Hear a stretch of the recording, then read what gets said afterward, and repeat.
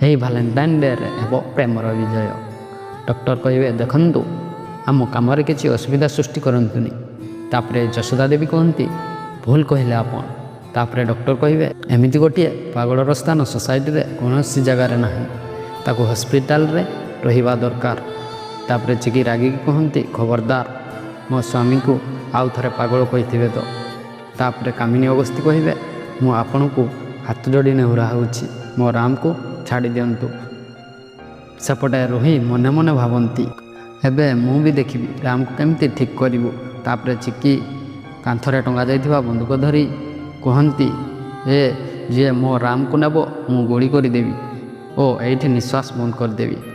ତାପରେ ରୋହି କୁହନ୍ତି, ଚିକିକୁ ବୁଝାଅ, ସିଏ କେତେବେଳେ ବନ୍ଧୁକ ତ କେତେବେଳେ ତ୍ରିଶୂଳ ଧରି ଡରଉଛି, ତାକୁ ବୁଝାଅ ଆଇ। ତାପରେ ଜେଜେମା କହିବେ, ତାକୁ ବୁଝାଯାଏ, ଯିଏ ଭୁଲ କରେ, କିନ୍ତୁ ଚିକି ଏବେ କିଛି ଭୁଲ କରୁନି।